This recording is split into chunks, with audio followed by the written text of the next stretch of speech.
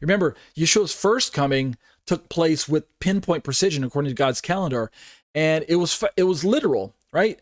When the prophecies foretold of a son being born, right? Isaiah chapter 9, unto us a son is born, unto us a child is born, unto us a son is given. And when we read in Isaiah 53 later on that this suffering servant would be bruised for our iniquities and wounded for our transgressions, etc., etc., all of those things weren't just spiritual, they were real. Jesus was physically born, he came into the world, and he physically hung on a cross. He was literally bruised and crushed for our transgressions. So the first coming described in the prophecies of old, were of real events. They were literal.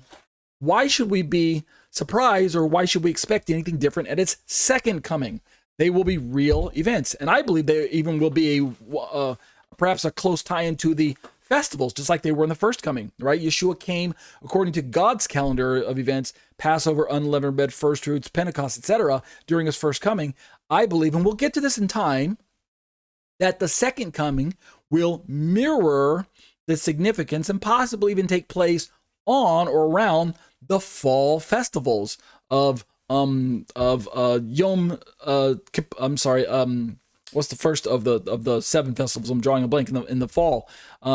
Feast of Trumpets. There we go. Drawing a blank there. Feast of Trumpets, followed by Yom Kippur, and then followed by Sukkot, the Feast of Tabernacles. So those are still future on God's calendar, right? They come in the fall part of the year, and I believe they will correspond with the second coming of Messiah. But we presently see, and as I continue with my slide, we presently see lots of false messiahs in the world, and we undoubtedly will continue to see others who will appear, right? There will be many people who say, I'm Christ, or I'm the Messiah, or I'm the leader you've been looking for. You know, we've got our false religions in the world and our false messiahs. No surprise there. Nothing really different in that regard. But as the second coming of the true Messiah approaches, the devil needs to ramp up his program, because he seems to have this sense of the urgency of the matter as well. Particularly, as we're going to see when we start to study the book of Revelation, God actually kicks Satan out of heaven at the midpoint, so that Satan is thrown down to earth, and he realizes he has a short time, 42 months, 3.5 years, 1,260 days. He has a very short time to enter into Antichrist incarnate and begin unleashing his wrath against Israel, against the woman, against the offspring of Israel, against Christians, against anyone who would oppose him, etc., etc. So, yes, we're going to see things getting worse and worse as we get closer and closer to the second coming of Yeshua. I go on to say that the indication with the opening of the first seal is that a line has been crossed, a countdown has started, and a new phase in God's plan has begun. The observant, discerning, and spiritually alert person will know that. And how will they know that? Well, let's keep reading.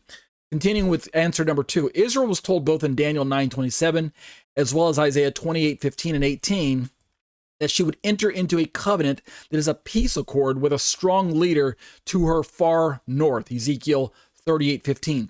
This leader, the Antichrist we know, he will have the resources and clout to make the peace accord stick, right? So Trump had some peace process in mind. Before that, we had other presidents. Like I said, we've had Carter. He was the one I was trying to think of earlier, and I couldn't remember the aging president. But even before him, we had Clinton. And we're aware of all these different peace accords that have been tried, and they didn't really stick. Maybe they were implemented for a few months, or maybe a trial period of a few years, but there wasn't lasting peace, is the point I'm trying to say.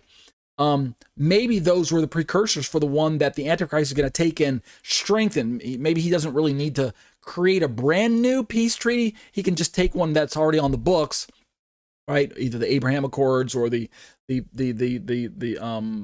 don't even remember all the names of all the peace accords that are on the books, but there's multiple ones, and he can simply reword it for his own perspective and his own needs and the needs of current Israel and the current enemies that are around her. And voila, something will happen, and he'll be able to make something come together that was not able to stick before. And it will, for the first few years, at least for the first 3.5 years, the first half of the 70th week, it'll seem like peace is there. In fact, Israel will be able to start or continue her temple services, right? They'll either have started them before then, building a temple, or they will be able to continue or start a brand new one, or they'll be able to continue what they've already been doing. And of course, this requires a certain amount of control on the Temple Mount, which currently is impossible. You go up there and try to start building a Jewish temple, and you're going to start World War III. That's what's going to happen. So we already know that there are certain events that we can be looking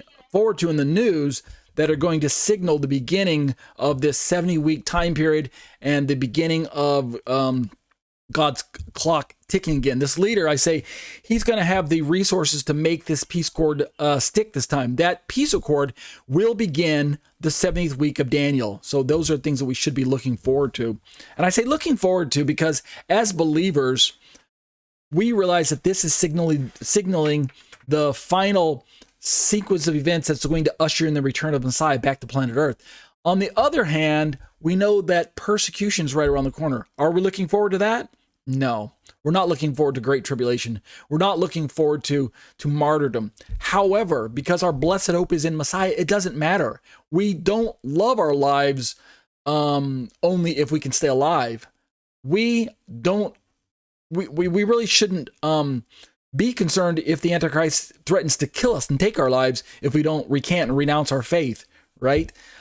He's going to try, and there will be a great falling away, and a good number of people who claim to be Christian will actually lose their faith, right? We already have people these days, what do we say, deconstructing their faith, falling away from their parents' religion, stepping away, abandoning it, as it were. But even more so as these events unfold and lawlessness increases in the world and all of these disturbances of these seals start to unfold, there'll be more and more people who just throw in the towel and say, it's not worth it being a believer. It's not worth it being a Christian. It's not worth it because there's too much opposition, too much persecution. And eventually at the midpoint, when the tribulation and the wrath of Satan was really poured out, I believe then it will be even harder to name the name of Messiah, Yeshua, because Antichrist will definitely target those people. So I go on to say, to identify the first three seals as merely historical events that have no reference to a beginning point provides no help in understanding the sequence of end-time events as recorded in Revelation. It would provide no help in enabling God's bondservants, right, Revelation 1:1, at the time of the 70th week. It won't help them to be able to prepare for the events revealed in the book of Revelation. Even though when we read through the book of Revelation, there's this sense of urgency and expectancy, not really a sense of imminency. When you read through the New Testament, you almost get the sense that the first century believers were expecting Jesus to return right within their lifetime. And there is that sense when you read it, right? Even the book of Revelation talks about, when Yeshua starts dictating this revelation to John, he says, write down the things which are soon to pass, soon to come to pass, which are going to happen soon. And yet it's been nearly 2,000 years since Jesus gave those words to John. I mean, I've got to scratch my head and go, Lord, you and I need to work on this definition of the word soon, right? Now, obviously I'm being funny, but Yeshua's version of the word soon isn't our version of the word soon. Right? God's timetable doesn't always correspond to what our timetable is when it comes to this idea of soon or about to happen. And so what does that give us when we read about those words that are soon to happen? So when we're talking about the second coming of Messiah, is it imminent? From the moment that he gave the words to John in the book of Revelation, was he saying that I could return at any moment, even before you finish your next meal? Is really the rapture or the second coming of Messiah, is it imminent? Is that what we're talking about? Or instead, is Yeshua saying that my return is urgent and you need to expect it? I'm of the understanding that Yeshua was not teaching imminency, at least not until certain things took place first, right? Man of lawlessness is revealed, the great falling away takes place, the abomination of desolation is set up, etc., etc. Those events must take place first. Read the first and second books of Thessalonians to get this. Yeshua also hints at this. But the idea that there are events that precede Yeshua's second coming and arrival, and even the rapture and the tribulation, there are things that lead up to that. And so with that in mind, what Yeshua was teaching was not imminency, at least up until a certain point. There will be a time when his second coming is imminent, and then the rapture is imminent, but not before certain events take place first.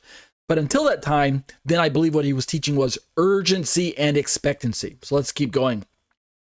So we need these precursors because they're going to help prepare us for what's going to take place in these last days. Let's keep going for the next few minutes.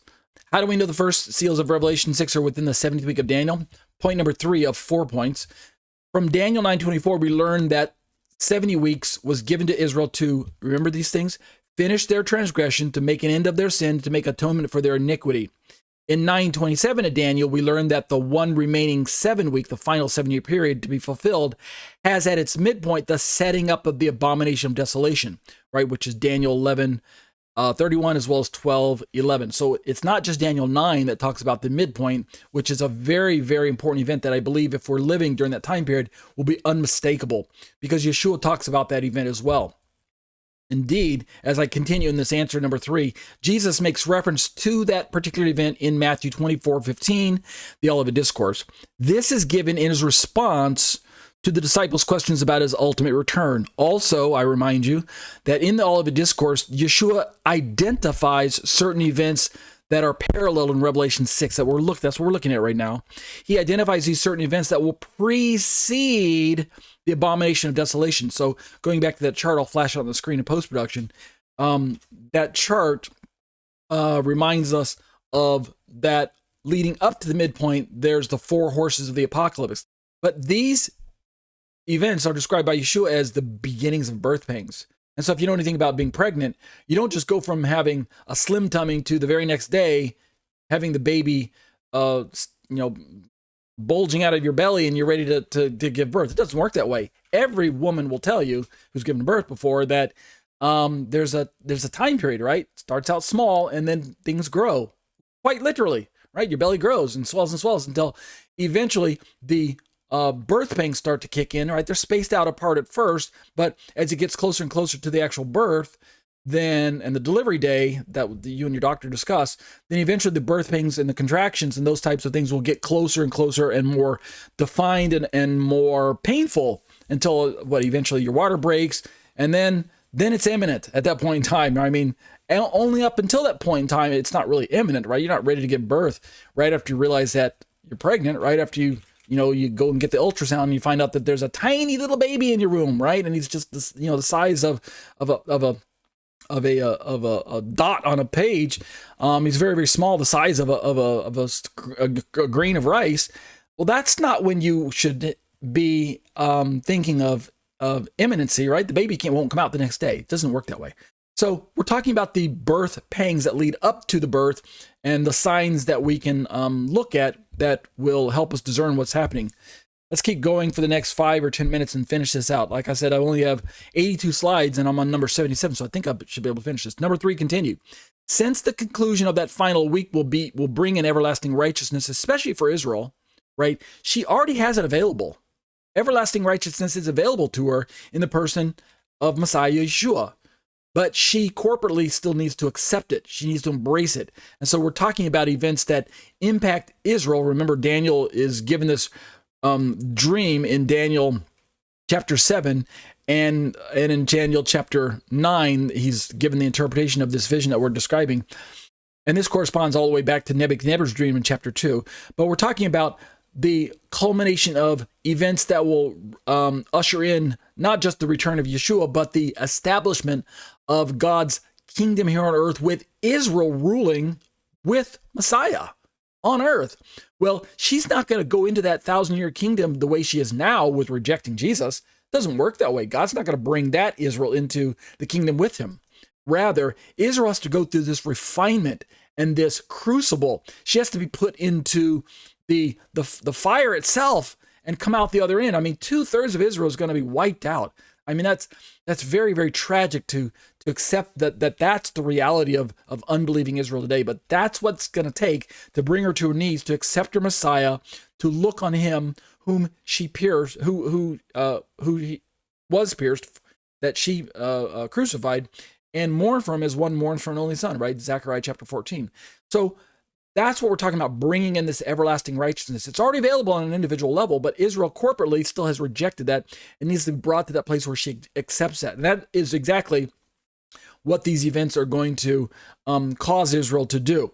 I continue by saying it will without question be a critical time period in history and the conclusion of history as we now know it, right? These last 7 years that we're talking about are really the end of human history before the establishment of the 1,000-year period, which will then give way into the eternal state of existence where God dwells with us eternally.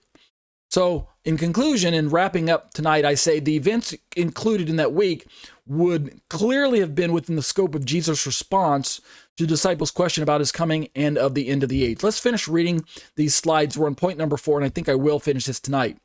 In Matthew 24:34, Jesus says that the generation that sees all these things will be the generation that will see the gathering together of his elect from the four winds, from one end of the sky to the other. Now, what are these things that Jesus is referring to when he says the generation that sees these things? What is he talking about? Continuing in this question number 4, in context, I believe it's clear that he's making reference, that is Yeshua our Lord, he's making reference to the events that he just described in verses 3 through 31. Go back and read Matthew 24. Therefore, my understanding is that the coming of Messiah will be within the lifetime of that generation which will see the events described, not within the lifetime of any random generation that is living on planet Earth at the time. So I elaborate by saying it this way. The generation that does, quote, see these things, end quote, is a time frame note, according to my understanding of what Yeshua is laying out. This note eliminates the possibility that those events are just general and indefinable events that have been going on in history. That's what I'm trying to say, is I believe that Yeshua is giving us clues that generation, that generation that will see these things. What things? The things that will unfold in the first half of the last 7 years of human history. The 70th week of Daniel. Let's continue. So that concludes with the questions and the answers to points of those. The question was, let me back up. How do we know the first seals of Daniel 6 are within the 70th week? This is the conclusion there. So now, my final statements on my last 2 slides here, and then we'll conclude our study for tonight, is here's what I have to say. Although our world is presently witnessing events that are reflected in the first 3 seals, it seems apparent to me that when the covenant is signed, initiating the 70th week of Daniel, those same events will in some way intensify, right? Just like the birth analogy that we've been using. When the time comes for the baby to be, right around the corner, then the birth pangs will intensify. They'll get closer together, and eventually your water's going to break, and then it's time to rush to the hospital, et cetera, et cetera. So in the final analysis, the true bondservant will know when the world has entered the 70th week. And I might interject and remind you, Yeshua talks about how that his second coming will be like a thief in the night. But then he goes on to say that you are not in the dark. And then Paul also picks up on the words of the master and carries them into his letters in Thessalonians. He talks about the thief in the night language analogy. But Paul also reminds us in his letters to the Thessalonians that we believers are not in the dark so that this day should overtake us like a thief. And why aren't we in the dark? So how will we know? My final slide, very short and to the point. When the covenant is signed between Israel and some political leader to her north, right? Ezekiel 38:15, compare that with Isaiah 28:15 and 18. That's how we'll know that things are beginning to be very imminent and urgent or expectant. When that happens, then the world will witness the events clearly described by Jesus in both the Olivet Discourse and in Revelation chapter 6. And so, even though this is the conclusion to this part of our study for the book of Daniel, Daniel's 70th weeks, as you see, let me turn back over to the topical list. You'll see starting next week, we'll begin to look at this excursus on Antichrist according to Robert Van Kampen, his perspective on who this Antichrist figure is. So we'll still be in the book of Daniel, and we'll probably use parts of Daniel chapter 10, 11, and 12 to augment that part. But we're going to begin to see that this Antichrist figure that's going to come on the scene, who's going to sign this, or, I don't know if he's going to create the peace treaty or if he's going to just borrow one that's already on the books, but either way, his presence in the world is something that we can begin to realize is the one of the markers that opens those 7 seals, that begins to let us know that we're right around the corner. Remember, let me this graphic here on the screen, the white horse, that's the Antichrist hitting the scene at the beginning of the 7 seals, right? He's the one right here at the first seal, Antichrist. And in this chart, he's the one listed at number 1. So right at the very, very far left of the chart, that's what we're really kind of anticipating. So let's turn next week. We'll start talking about Antichrist and begin to get a look at precursors, types and shadows of Antichrist who've already hit the scene. In fact, what we're going to be doing is showing how that the Bible gives us enough details on Antiochus Epiphanes that we can begin to realize that the overlap between the language in the Bible of Antiochus is really describing the final wicked ruler known as Antichrist, and that there's this overlapping or near far or type and shadow effect, a precursor aspect going on. But that'll do it for Eschatology, a biblical study of end time events.